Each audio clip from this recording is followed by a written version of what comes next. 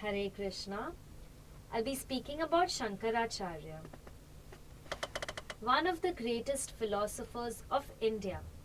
Adi Shankaracharya founded the Advaita Vedanta, which is one of the sub-schools of the Vedanta.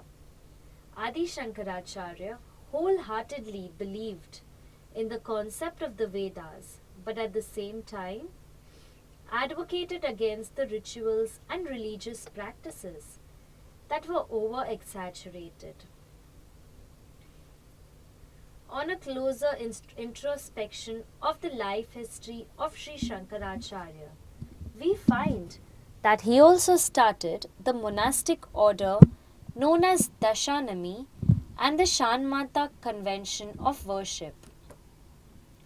Born in a simple Brahmin family, approximately in the 8th century AD in Kaladi, Kerala, he was named as Shankara and is considered to be the incarnation of Lord Shiva.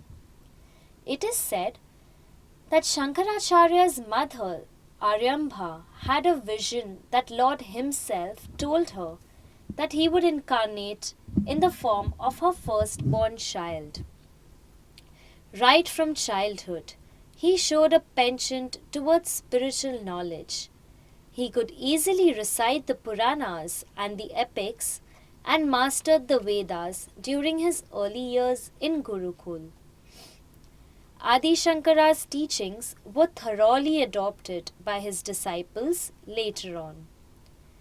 Right from childhood, Shankaracharya was interested in sannyas and wanted to lead a meaningful life detached from the worldly pleasures.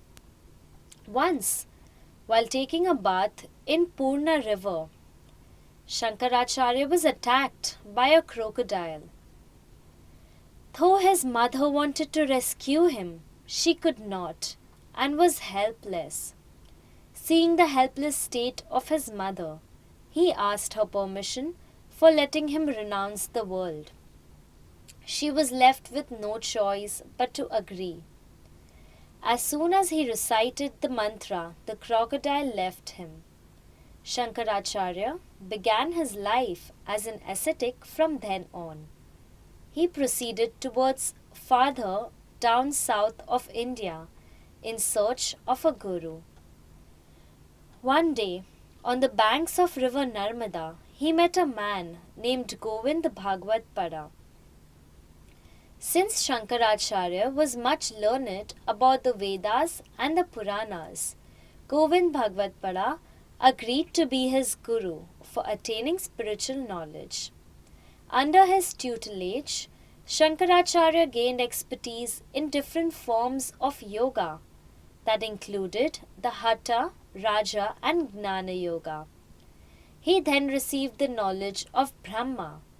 Thereafter, he was known as Adi Shankaracharya, whose sole purpose of life was to spread the teachings of Brahma Sutras all over the world.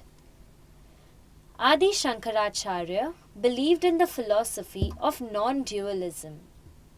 He believed in the fact that every individual has a divine existence which can be identified with the supreme cosmic power.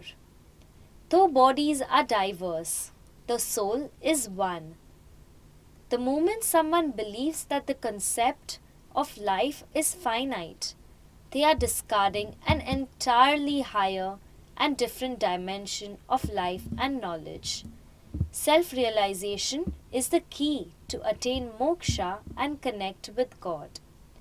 Though he died young, he left an invaluable treasure of spiritual knowledge for the future generations. Thank you. Hare Krishna.